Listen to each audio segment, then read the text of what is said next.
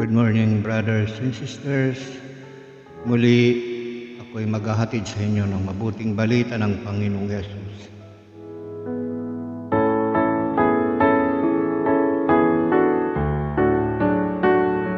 Ang isi-share ko po ngayon ay ang nais ihatid sa inyo ng Panginoong Yesus ng mabuting balita ay hahanguin po natin sa aklat ng Unang Korinto, chapter 6, 9 hanggang 16. Pakinggan po natin, brothers and sisters, ang mabuting balita ng Panginoong Hesus upang nang sa ganon, magkaroon tayo ng karunungan at katalinuhan na nagmumula sa Diyos. Sapagkat kung mananangan tayo sa sarili nating karunungan, ay walang saysay sa Diyos yan.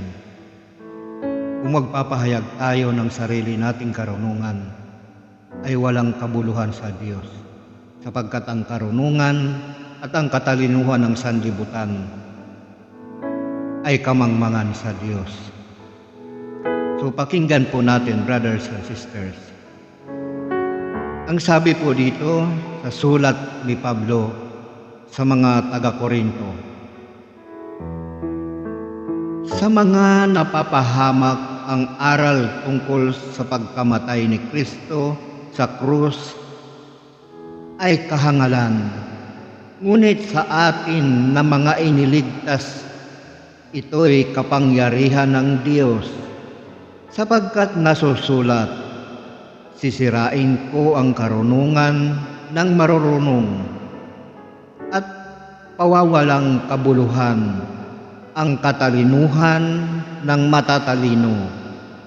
Ano ang kabuluhan ngayon ng marurunong, ng mga eskriba, ng mauhusay na debatista sa daigdig na ito?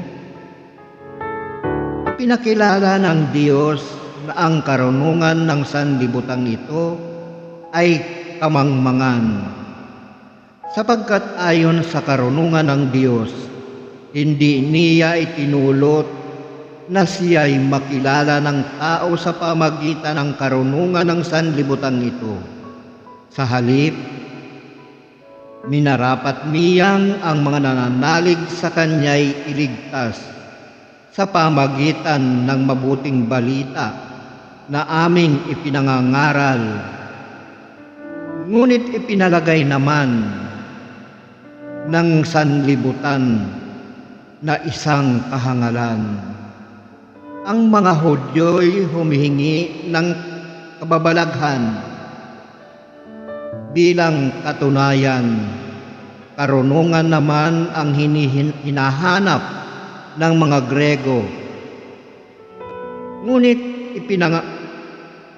Ngunit ang ipinangangaral namin si Kristong ipinako sa krus, isang katitisuran sa mga Hudyo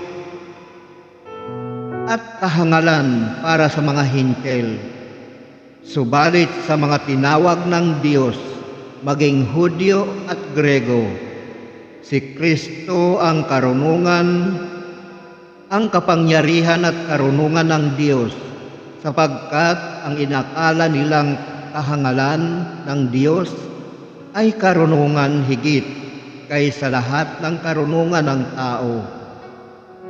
At inaakala namang kahinaan ng Diyos ay lakas na higit sa lakas ng kalakasan ng tao. Mga kapatid,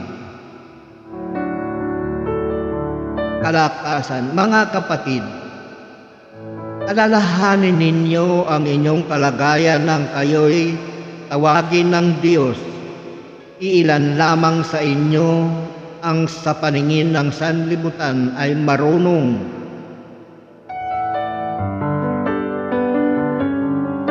Makapangyarihan at maharlika. Subalit pinili ng Diyos ang sa palagay ng sanlibutan ay kahangalan upang hiyain ang marurunong at ang mahihina. sa tingin ng sanlibutan upang hiyain ang malalakas. Pinili niya ang mga itinuring na hamak, walang halaga at walang kabuluhan sa sanlibutang ito, upang pawalang halaga ang mga itinuturing na dakila sa sanlibutan, kaya't walang maaaring magmalaki sa harapan ng Diyos sa kanyang mula ang ating pakikipag-isa kay Kristo Jesus na ginawang karunungan natin. Sa pamagitan niya tayo'y pinawalang sala ng Diyos, pinapaging banal at iniligtas. Kaya nga tulad ng nasabi sa kasulatan, ang Panginoon ang dapat ipagmalaki ng may ibig magmalaki. Ayan po, brothers and sisters, sa mabuting balita ng kaligtasan. Purihin natin ang Diyos, purihin natin ang Panginoong Hesus.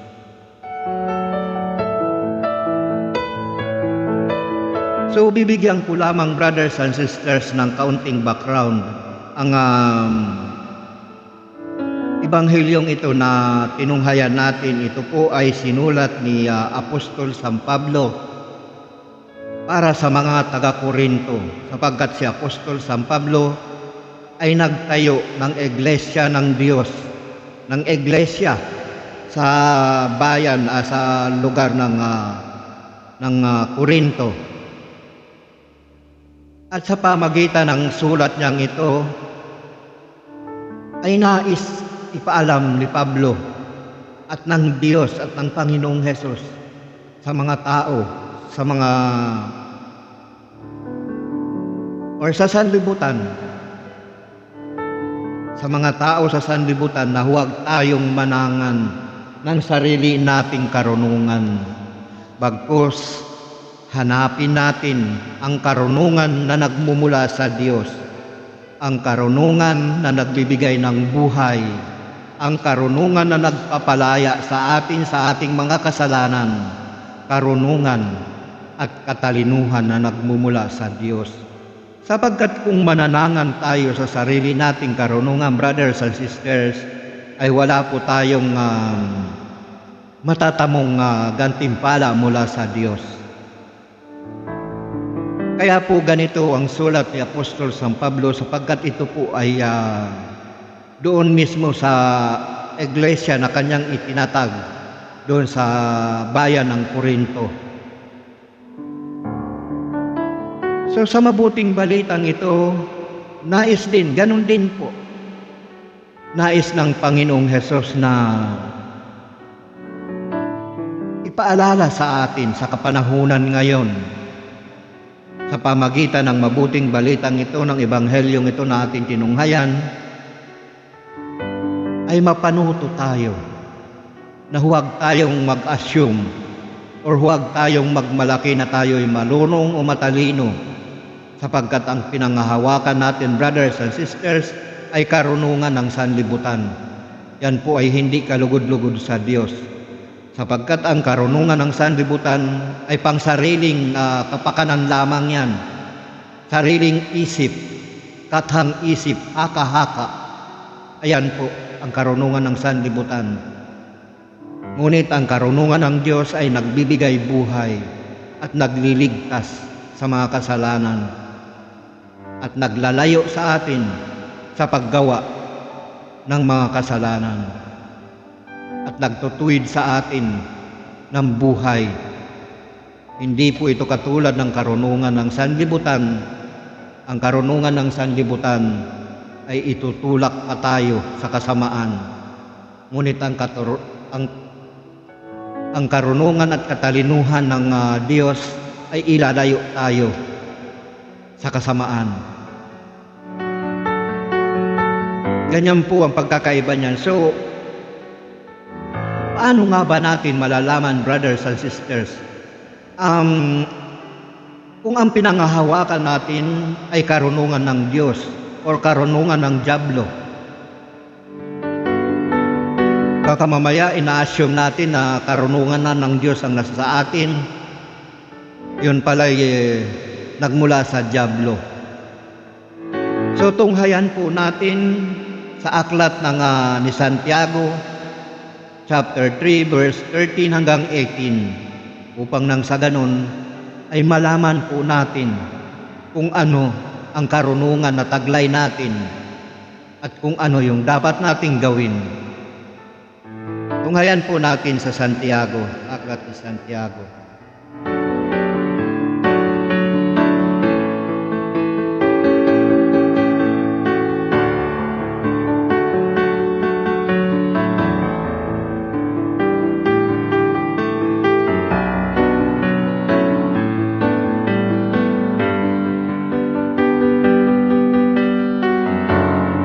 Ang sabi po dito, sino sa inyo ang marunong at nakakaunawa? Ipakita ninyo ito sa pamagitan ng wastong pamumuhay na bunga ng kapakumbabaan at karunungan. Ayan po, ang hamon po sa atin ni ang sulat dito ni Santiago, Apostol Santiago. Ipakita natin sa pamumuhay natin kung talagang nagtataglay tayo ng karunungan ng Diyos. O baka naman tinataglay natin karunungan ng dyablo, karunungan ng sanlibutan, karunungan ng tao.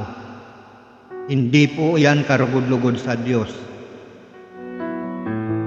Ang nais po iparating sa atin sa mabuting balitang ito sa ebanghelyo na atin tinunghayan ngayon, ay taglayin natin ang karunungan na nagmumula sa Diyos. Ngunit paano nga ba natin malalaman? Ito po ang sabi ang sulat ni Santiago. Sino sa inyo ang marunong at nakaunawa?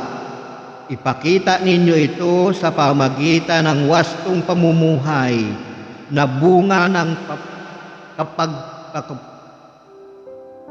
kapakapumbabaan at karunungan. Ngunit kung ang naghahari sa inyong puso ay inggit at makasariling hangarin, huwag ninyo iyang ipagmalaki at huwag ninyong pabulaanan ang katotohanan. Hindi galing sa Diyos ang ganyang karunungan, kundi mula sa dyablo. Makasanlibutan at makalaman, sapagkat saan man naghahari ang inggit at makasariling hangarin, naghahari din doon ang kaguluhan at lahat ng uri ng masasamang gawa. Ngunit ang may karunungan mula sa Diyos, una sa lahat, ay may malinis na pamumuhay. Siya'y maibigin sa kapayapaan, mahinahon, mapagbigay, mahabagin, at masipag sa paggawa ng mabuti, hindi nagtatangi at hindi nagkukunwari, at namumunga ng katuwiran ang binhi ng kapayapaang inihasik ng taong maibigin sa kapayapaan. Ayan po, brothers and sisters, ang karunungan na nagmumula sa Diyos. Kapayapaan ang hatid nito, hindi kaguluhan. Sapagkat ang karunungan ng sanlibutan na nagmula sa dyablo na karunungan ay ayaw ng mapayapa na pamumuhay noon, gusto laging magulo. Ngunit ang karunungan na nagmumula sa Diyos ay umiiwas sa gulo, natutuwa sa kapayapaan, natutuwa sa paggawa ng mabuti.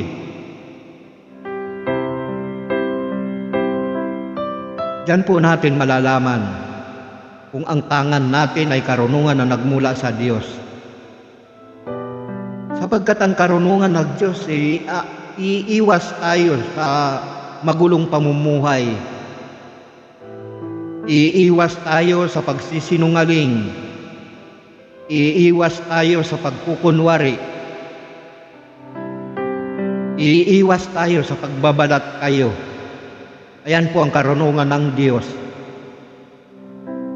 Iiwas tayo sa magulong pamumuhay. Ngunit kung ang taglay natin na karunungan ay mula sa dyablo at karunungan ng tao, alam naman natin na ang karunungan ng tao, meron halimbawa gagawin ko, napaaway ang kanyang anak, nagsumbong sa kanyang ama o sa kanyang ina. Ang unang sasabihin kaagad nito ng magulang, bakit hindi ka lumaban? Suntukin mo rin. Kung sinuntok ka, ganyan po ang karunungan na nagmumula sa dyablo. Hindi po yung karunungan ng Diyos. Sapagkat ang karunungan ng Diyos, iiwas natin ang ating kapatid sa gulo, iiwas natin ang ating anak sa magulong pamumuhay.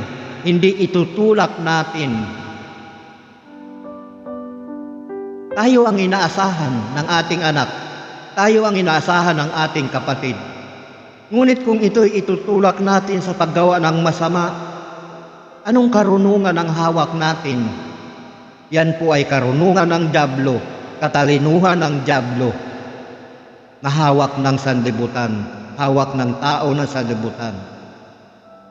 Sapagkat malalaman mo kung karunungan ng Diyos ay nasa sayo, unang sasabihin kaagad, papasok sa isip mo, iiwas mo siya kaagad sa gulo. Ayan po ang karunungan na nagmumula sa Diyos. Iiwas tayo sa masasamang pamumuhay, sa hindi kalugod-lugod na pamumuhay. Iiwas tayo ng Diyos.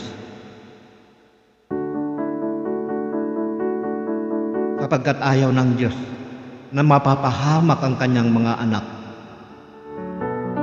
So doon po natin malalaman, sa pamumuhay po natin sa daigdig na ito, malalaman po natin. Ngunit hindi po natin ito alam kung ito'y hindi pa natin napapakinggan. Sapagkat inihahayag lamang ang kabutihang ito doon sa mga taong pinagkalooban na ng banal na Espiritu na nagmula sa Diyos at tinawag na siya ng Diyos upang maglingkod sa Ama, sa Panginoong Hesus. Hindi po natin maunawaan yan. At hindi po natin magagawa yan kailanman. Ang mabubuting gawa na yan, maliban na tayo'y magbalik loob sa Diyos at pagkalooban niya tayo ng banal na Espiritu na siyang magtuturo sa atin ng tamang pamumuhay na nagkalugod-lugod sa Diyos. Hindi po natin magagawa yan, brothers and sisters, maliban na tayo magbalik loob sa Diyos. Pabalik-balik lang yan. Ganyan lang ang pamumuhay natin. Paikot-ikot lang. Ang katapusan, ang ending niyan, walang mangyayari sa buhay na ipinahiram sa atin ng Diyos. Mapapahamak tayo.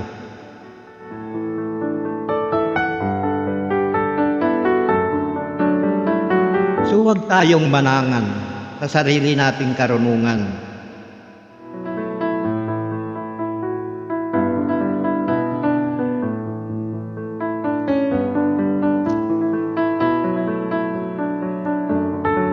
Sapagkat ang karunungan ng tao ay kapahamakan.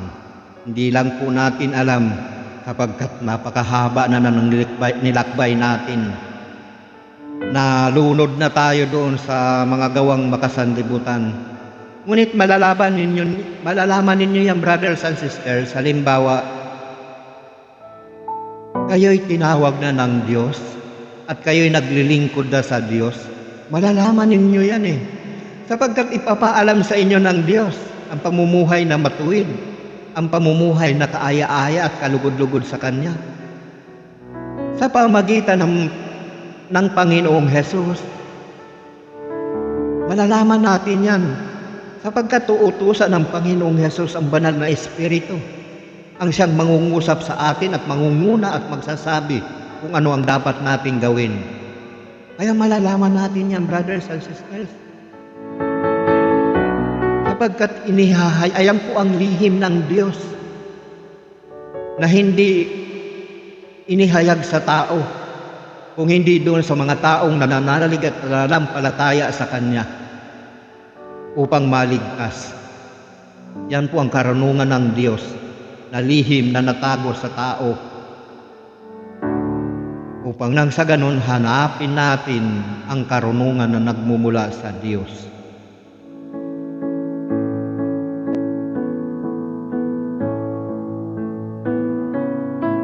So narito po ang karunungan na nagmumula sa Diyos, ang tumpak na karunungan na nagmula sa Diyos.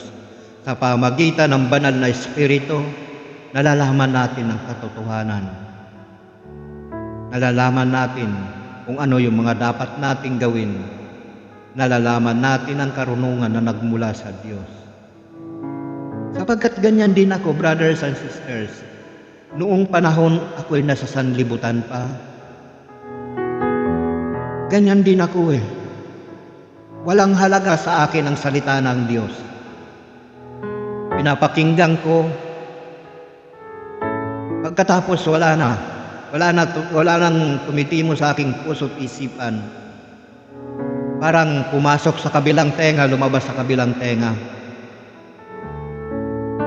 Umaatin ako sa mga prayer meeting, pumapasok sa simbahan. Ngunit sa habang panahon, wala akong natututunan, wala akong naiuwing mabuting balita. Sapagkat wala sa akin ang banal na Espiritu na siyang nagtuturo sa akin. Sapagkat maliban na sumaatin ang banal na Espiritu, wala, brothers and sisters, zero tayo sa karunungan ng Diyos. Paikot-ikot lang ang buhay natin sa sanlibutan. Pabalik-balik lang. Pero kung tayo'y naglilingkod na sa Diyos, naglilingkod na tayo sa Diyos at nandyan na sa atin yung banal na Espiritu, bibigyan niya tayo ng direksyon ng buhay. Ayan po ang kaligayahan na hindi natin na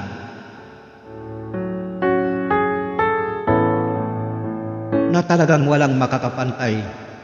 Sapagkat alam mo kung saan ka pupunta. Alam mo kung saan ang hantungan mo. Sapagkat iginagayad ka ng banal na Espiritu. Siya ang magtuturo sa iyo. So tingnan natin dito, brothers and sisters, ang ganap na karunungan ng Diyos. Sa unang Korinto chapter 2 verse 6, 9 hanggang 16. Para malaman po natin na upang hindi po tayo magmalaki sa karunungan natin sa sanlibutan, sapagkat ang karunungan ng sanlibutan ay walang saysay, walang kabuluhan sa Diyos.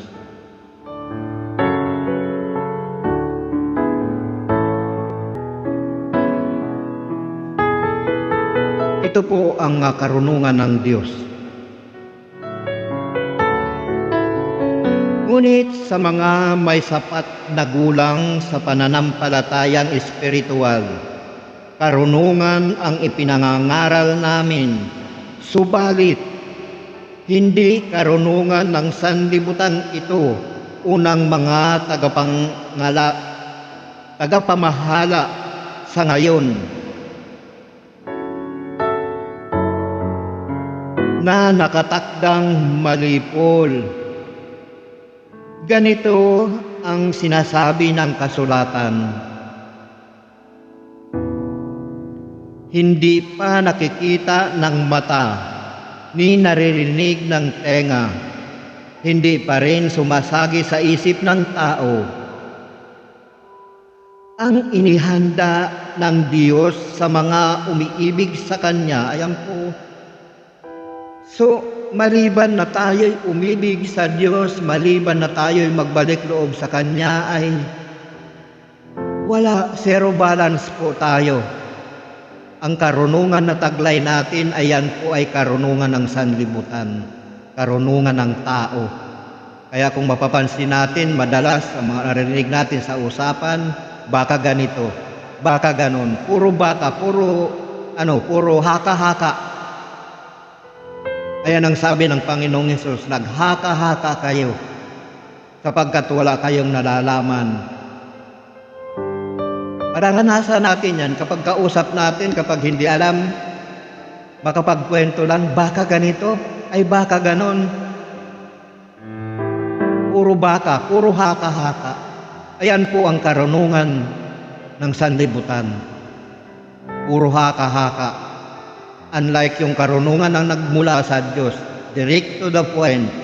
Masama man mabuti, direct to the point. Nagkasala ka, nagkasala ka. Hindi katulad nung karunungan ng sanlibutan. Ay, baka pwede nating ayan ang karunungan ng sanlibutan. Ang karunungan na nagmula sa Diyos, pagka sinabing nagkasala ka, nagkasala ka. Pagka sinabing wala kang kasalanan, wala kang kasalanan. Ayan po ang karunungan na nagmula sa Diyos.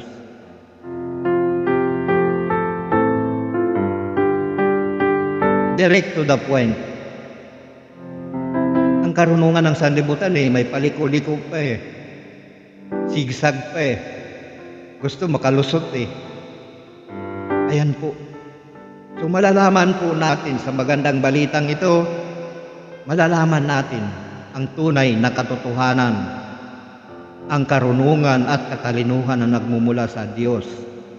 Dito po natin makikilala. Subalit ito'y inihayag ng Diyos sa atin sa pamagitan ng Espiritu. Nasasaliksik ng Espiritu ang lahat ng bagay, maging ang pinakamalalim na panukala ng Diyos. Ayan po, nasasaliksik ng Espiritu. Kahit ang pinakamalalim na panukala ng Diyos.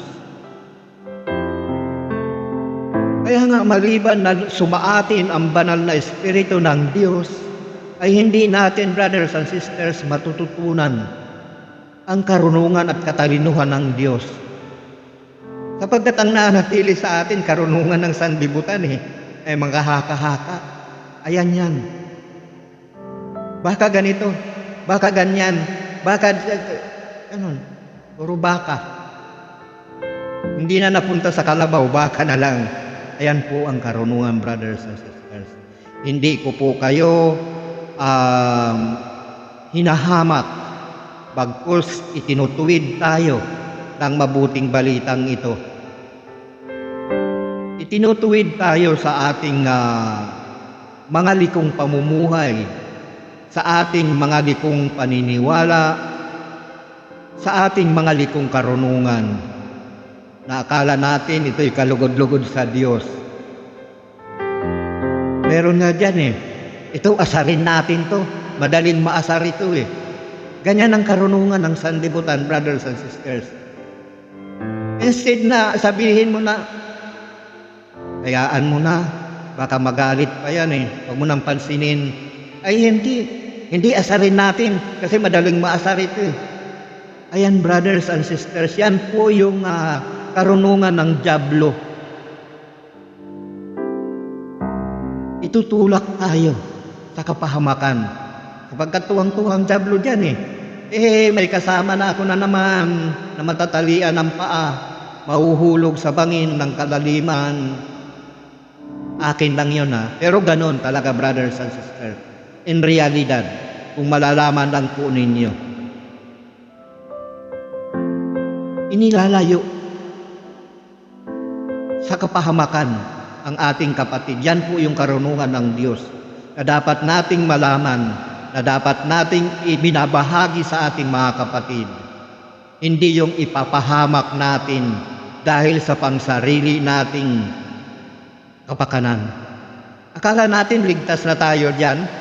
Halimbawa, nagalit ang ating kapwa dahil sa ating pang-aasar. Hindi, brothers and sisters, bagkus mas higit, mas mabigat ang parusa sa atin na tayo'y magiging dahilan ng pagkakasala ng ating kapatid. Mas mabigat ang parusa sa atin. Kamangmangan kasi natin yan sa katotohanan. Akala lang natin hindi tayo mapaparusahan. Sa tao siguro, maaari, sa sanlibutan. Hindi nga naman tayo mapaparusahan dyan, but sa Diyos. Ang sino mang maging dahilan ng pagkakasala ng mga kapatid, o sa maliliit na ito, ang sabi ng Panginoong Hesus, ay mas mainam pa sa kanya ang bitina ng isang malaking gilingang bato sa leeg at itapon sa lawa ng dagat kaysa sa maging sanhi ng pagkakasala ng ating kapatid. Kita mo? Tuwang-tuwa pa tayo pagka nakagalit yung ating mga kapatid na inaasar natin eh. Tuwang-tuwa pa tayo. Mahalakak pa tayo eh. Naasar oh, hindi natin alam eh. Yung kaluluwa natin malapit na doon sa bangin. Kala lang natin kasi dahil nga sa kamangmangan natin, brothers and sisters, wala tayong karunungan na nagmumula sa Diyos. Karunungan ng dyablo. Kasi tuwang-tuwa ang dyablo dyan eh. Kapag nakaasar tayo ng kapatid natin, tuwang-tuwa ang dyablo. Ay, may kasama na naman akong nahikayat itong aki. Bibigyan tayo ng award ng dyablo. Award na kamatayan.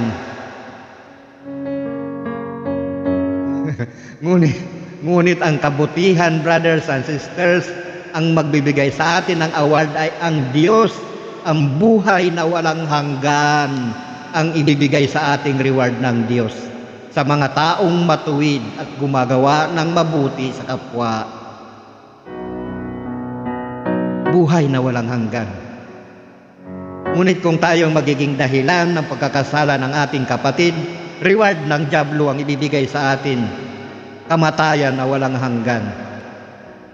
Doon sa piling niya, sa impyerno, sa apoy na hindi mamamatay kailanman. Ayan ang ibibigay sa atin ng dyablo na reward kung patuloy tayong gagawa ng mga ganyang bagay, brothers and sisters. Kaya sa mabuting balitang ito, itinuturo sa atin, itinutuwid ang ating pamumuhay na huwag tayong manangan sa sariling karunungan. Pagkos, hanapin natin ang karunungan ng Diyos na siyang nagbibigay ng buhay sa atin.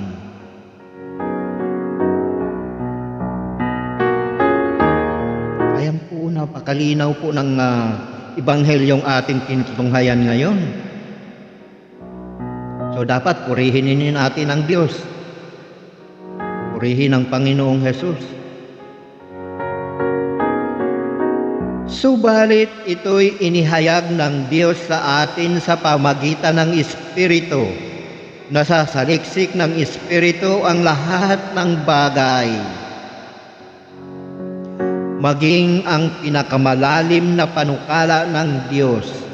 Walang nakakaunawa sa isipan ng isang tao maliban sa kanyang sariling espiritu.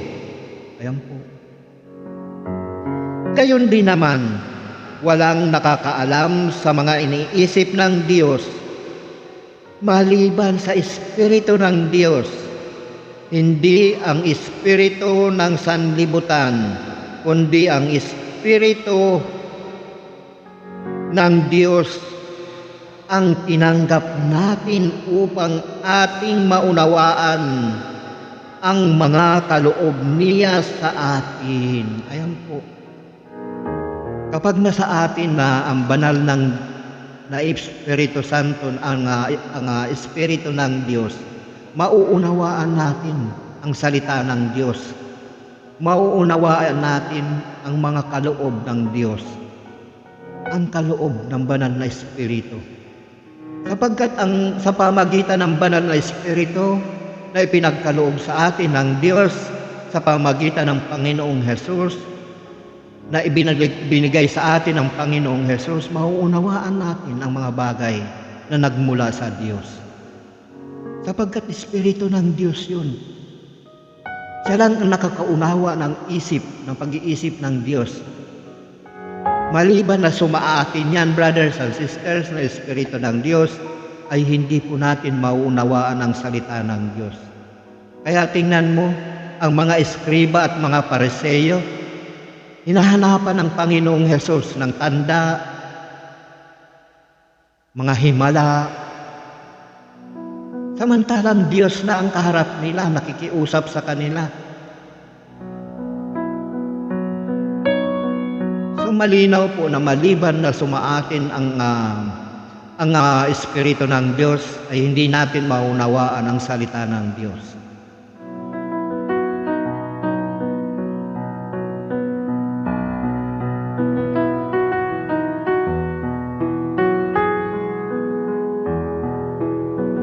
Walang nakaalam sa iniisip ng isang tao maliban sa kanyang sariling espiritu. Gayon din naman, walang nakaalam sa mga iniisip ng Diyos maliban sa Espiritu ng Diyos. Hindi ang espiritu ng sanlibutan, kundi ang Espiritu ng Diyos ang tinanggap natin upang ating maunawaan ang mga kaloob niya sa atin. Sa mga nagtataglay ng Espiritu ang ipinaliliwanag namin mga katotohanang espiritual, mga pananalitang turo ng Espiritu at hindi ayon sa karunungan ng tao ang ginagamit namin. Ayan po. Kaya kapag may nakita kayo, brothers and sisters, na nangangaral na laging inaangat yung sarili, ito yung natutunan ko, ito yung aking ganyan-ganyan, etc., etc. Mag-isip-isip na tayo, brothers and sisters, kung tayo ay makikinig doon. Sapagkat ang aral na nagmula sa Diyos ay ang Espiritu ang nagpapahayag niyan. Ginagamit lamang yung mga taong pinagkatiwalaan at binigyan ng Espiritu na nagmula sa Diyos.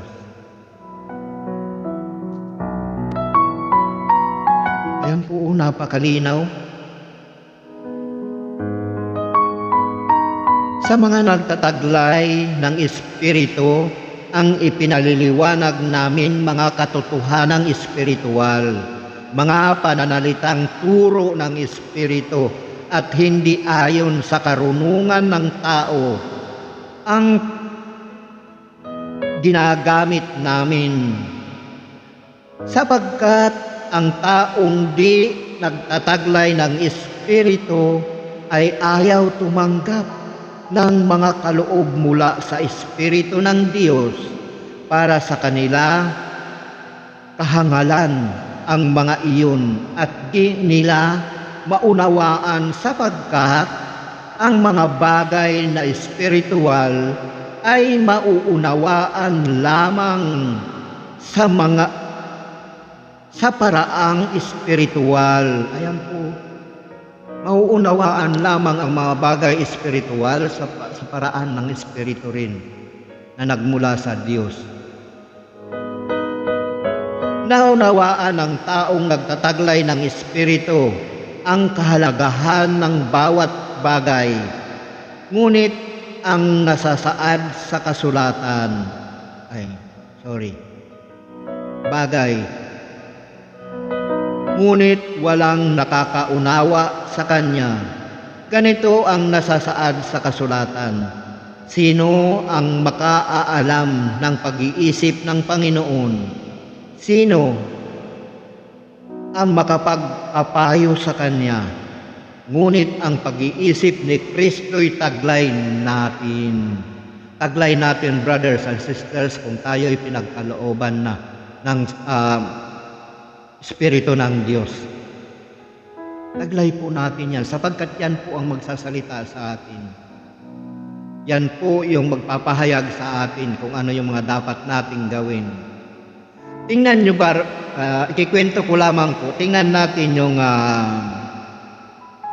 si Moises. Nung inutusan siya ng Diyos na ilabas, magsalita siya sa Ehipto upang mahilabas ang mga Israelita sa pagkakaalipin sa Ehipto. Ano ang sabi ni Moises? Siya daw ay hindi marunong magsalita. Ngunit ano ang sabi ng Diyos? Tunghayan natin nito sa aklat ng Exodo,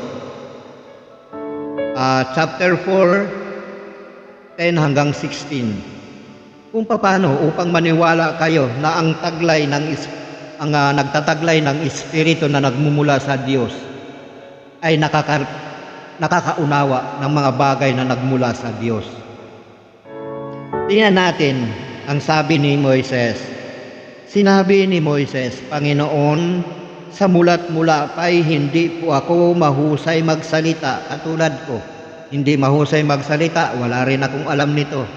Ngunit narito pa rin ako. Sapagkat pagka nagmula sa Diyos, hindi ka pahabayaan ng Diyos, tuturuan ka niya sa pamagitan ng banal na Espiritu.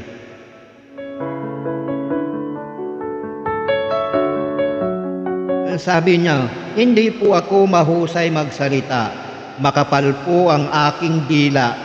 Heto nga't pautal-utal akong nagsasalita. Katulad din sa akin, pautal-utal. Ngunit ang lahat ng yan ay nililinis ng Diyos. Inaayos niya yan. Pautal-utal magsalita. Ano ang sabi ng Diyos?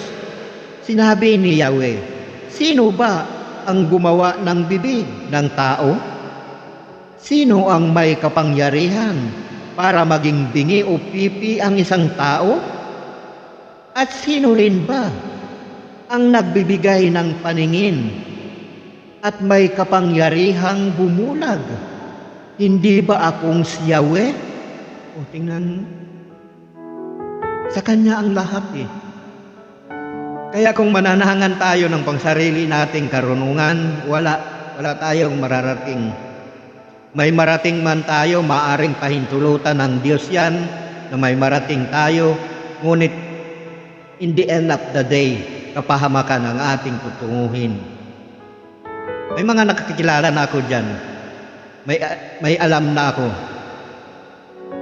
na kahit na hindi maganda ang kanyang mga gawain, pinahintulutan siya ng Diyos na gamitin ang kanyang mga salita upang ipangaral, ngunit ang lahat ay may hangganan. Ngunit kung katotohanan ang ipapahayag mo, kung talagang naglilingkod ka sa Diyos, salita ng Diyos ang ipahayag mo, hindi salita ng tao. Anong nangyari? Nagtapos ang karera niya. Ganyan po, brothers and sisters, ang mangyayari sa atin kung tayo'y mananangan sa sarili nating karunungan, kung gagamitin natin ang salita ng Diyos upang tayo'y magkaroon ng mga bagay-bagay na hinahangad natin ng pangsarili. May hangganan po yan. Maaring pahintulutan tayo ng Diyos, ngunit may hangganan yan.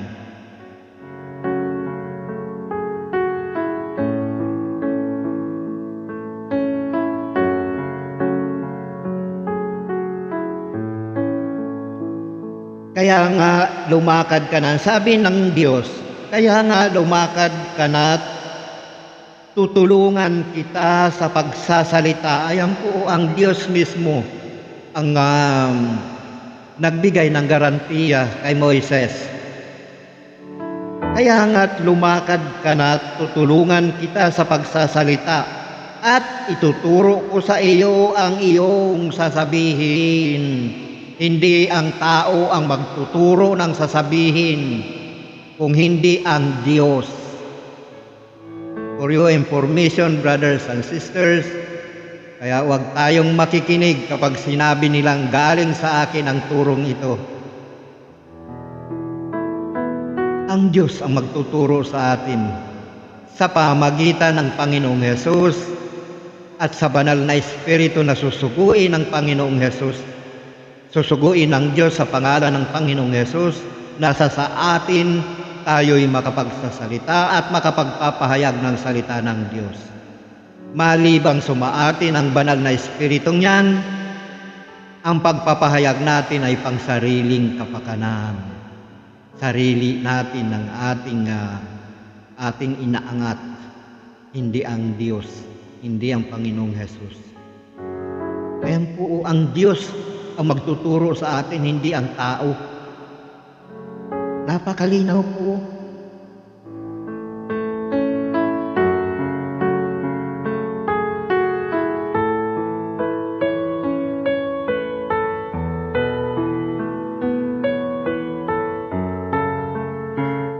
Ngunit nagmatigas itong si Moises samantalang hindi nga siyang sabi niya, Yahweh, isinasamo ko kung iba na ang inyong suguin. Sagot ni Moises. Dahil dito nagalit si Yahweh kay Moises. Sinabi niya, hindi ba kapatid mo ang Levitang si Aaron? Alam kong mahusay siyang magsalita. Darating na siya at may kipagkita sa iyo. Matutuwa siya sa pagkikita ninyo. Kausapin mo siya at sabihin mo ang dapat niyang sabihin. Tutulungan ko kayo sa pagsasalita. Ayan po. At ituturo ko sa inyo ang inyong dapat gawin. Siya ang magiging tagapagsalita mo sa mga tao, at ikaw ang magiging parang Diyos na magsasabi sa Kanya kung ano ang sasabihin niya. So napakalinaw, brothers and sisters, na nagmula sa Diyos ang pagtuturo, hindi nagmula sa tao. Kay Moises pa, dito pa sa pasimula mismo, sinabi na ng Diyos na nagmumula sa Kanya ang pagtuturo ng tao. Bakit marami sa atin ngayon niyayakap yung mga turo ng tao, mga turong minana doon sa mga ninuno? Turo ng Diyos.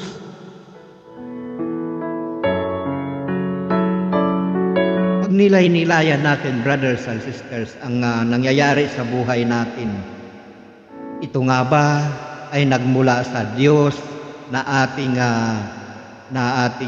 yung ating ngayong pamumuhay, or ito ba ay nagmula sa Diablo?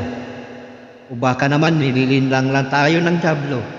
So dapat bawat bagay na ating gagawin ay ating pag-isipan ng mabuti.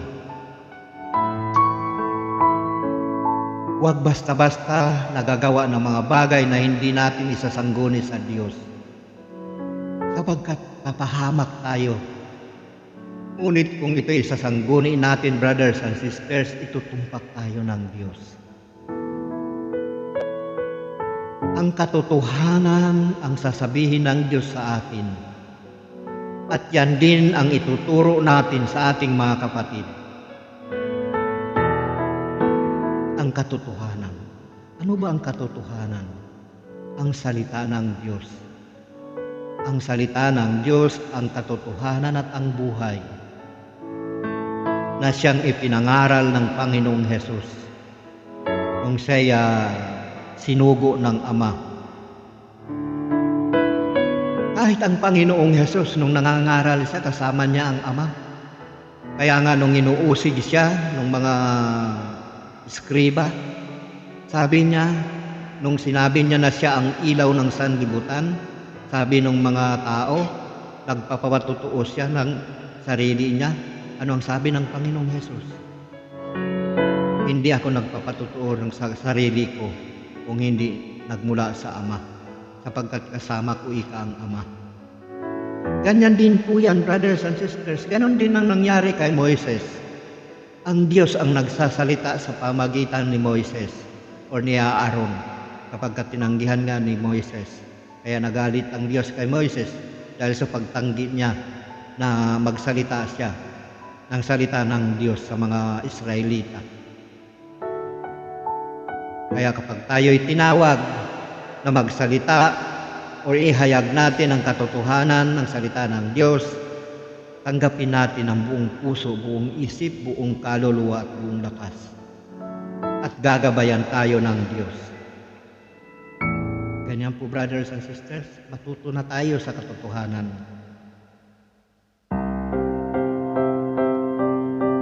So ang Espiritu ang siyang magtuturo sa atin, ang Espiritu na nagmula sa Diyos, at itutumpak tayo nito. Anumang ating gawin, laging tumpak. So tingnan natin dito, brothers and sisters, Espiritu ng katotohanan ang tutulong upang maunawaan ang buong katotohanan. Katotohanan, ano ba ang katotohanan? Ang salita ng Diyos. Ayan po ang totoong katotohanan, ang salita ng Diyos. So tunghayan natin dito, brothers and sisters, sa aklat ng ni Juan chapter 16 verse 7 hanggang 15. Narito po ang sabi ng Panginoong Hesus. Ngunit dapat ninyong malaman ang katotohanan. Ang pag-alis ko'y sa ikabubuti ninyo, sapagkat hindi paririto sa inyo ang patnubay kung hindi ako aalis. Ngunit kung umalis ako, susuguin ko sa inyo. Susuguin ko siya sa inyo. Pagdating niya ay kanyang patutunayan sa mga tao sa sanlibutan na mali ang pagkakilala nila sa kasalanan at ipakikilala niya kung ano ang matuwid at kung ano ang kahatulan. Mali sila tungkol sa kasalanan sapagkat hindi sila nanalig sa akin tungkol sa matuwid. Ayan po, marami po sa atin yan. Ang gagaling, naglilingkod ka na ika sa Diyos, ganyan ka pa. Alam mo ba kung ano ang katotohanan? Tinatawag mo ika ang Diyos, ganyan ka pa. Samantalang wala namang alam sa katotohanan. Ganyan tayo, brothers and sisters. Ang hilig natin magsalita. Nakakala natin, alam na natin ang katotohanan. Akala natin, ganyan na kasi, ganyan lagi ang sanlibutan, brothers and sisters. Puro akala. Akala natin, alam na natin ang totoo. Magkamali lang yung kapatid, akala ko ba naglilingkod na yan sa Diyos? Ganyan lagi. Yan ang karunungan na ibinigay sa atin ng dyablo. Ayan ang karunungan na nagmumula sa dyablo. Laging pinupuna ang ating mga kapatid, ngunit ang totoo, wala naman nalalaman. Yan yung paimbabaw, sabi ng Panginoong Hesus. Parang mga eskriba at mga pariseyo, mapagpaimbabaw. Tingin nila sa sarili nila, napakarunong na. Ngunit yung pala'y kamangmangan sa Diyos. Kawawa tayo, brothers and sisters. Kaya sa mabuting balitang ito, sana tumimo sa ating puso na itinuturo sa atin ang katotohanan. Itinuturo sa atin kung ano yung matuwid.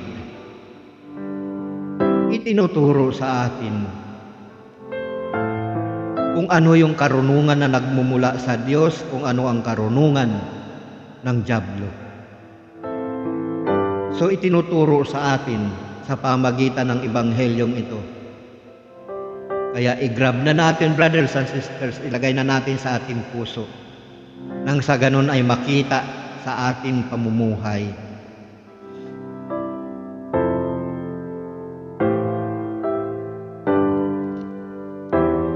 Ayan po, ang sabi ng Panginoong Hesus, pagdating niya ay kanyang patutunayan sa mga tao sa sanlibutan na mali ang pagkakilala nila sa katotohanan at ipakikilala niya kung ano ang matuwid at kung ano ang kahatulan. Mali sila tungkol sa kasalanan sapagkat hindi sila nanalig sa akin tungkol sa matuwid. Sapagkat ako'y paroroon sa Ama, at hindi na ninyo makikita tungkol sa kahatulan, sapagkat hinatulan na ang pinuno ng sanlibutan ito. Marami pa akong sasabihin sa inyo, ngunit hindi pa ninyo kayang unawain ngayon. Pagdating ng Espiritu ng katotohanan, tutulungan niya kayo upang maunawaan ninyo ang buong katotohanan, sapagkat magsasalita siya hindi sa ganang kanyang sarili. Sasabihin niya sa inyo ang kanyang narinig at ipahahayag ang mga bagay na darating. Ayan po mga brothers and sisters. Ito po ang tagubilin ng Panginoong Hesus nung siya'y sa kanyang mga alagad, nung siya'y malapit ng bumalik sa langit. Tinagubulinan siya upang magkaroon ng lakas ng loob at hindi masiraan ng loob ang kanyang mga apostol, ang kanyang mga alagad. Ito po ang sinabi ng Panginoong Hesus. Ano ang nangyari doon sa mga apostol? Nung umakyat na ang Panginoong Hesus, kinasunuran, kinabukasan, nagtitipon sila sa bayan, magkakasama lahat sila, ang 12 na disciple. At bumaba sa kanila ang mga espiritu na nagmula sa Diyos. At nakapagsalita sila ng iba't ibang wika. May Grego, may iba-ibang wika na mga salita at nakapagpahayag ng mga apostol na ito. Ganon din tayo sa panahon natin ngayon. Ini-encourage din tayo nito na mabuting balitang ito, na huwag tayong manangan sa sarili na ating karunungan, bagkus hanapin natin ang karunungan ng Diyos, sapagkat ito ang magtuturo sa atin ng tamang pamumuhay, ng matuwid na pamumuhay. Ang banal na Espiritu ang magtuturo sa atin, ang Espiritu na ng Diyos na susuguin ng Ama sa pangalan ng Panginoong Hesus. At ito ang gagabay sa atin habang tayo'y nabubuhay sa sanlibutan ito. Kaya walang kabuluhan ang karunungan ng sanlibutan.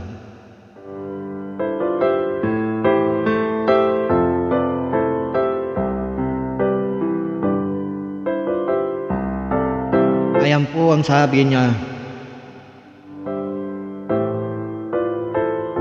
ipapahayag ang mga bagay na darating.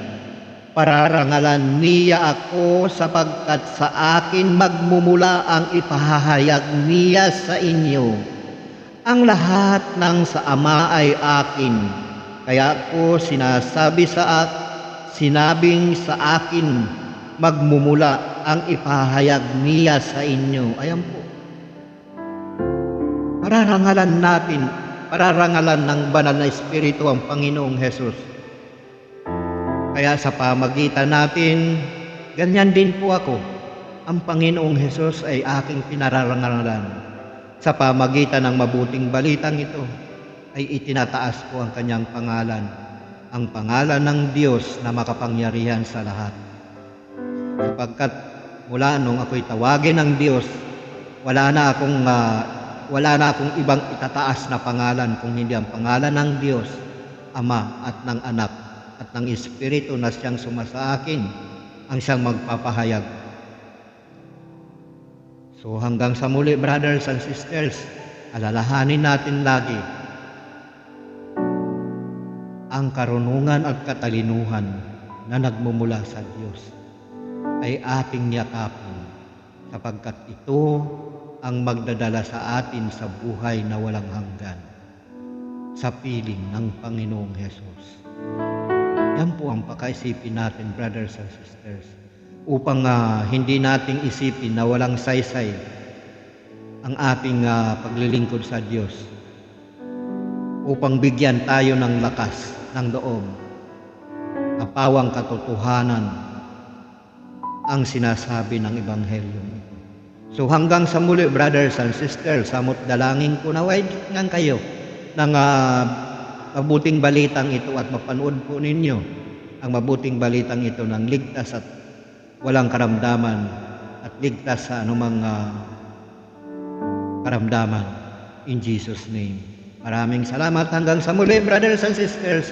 kung loloobin ng Panginoon, ng Diyos Ama, Diyos Anak at ng Espiritu Santo. Thank you, Lord.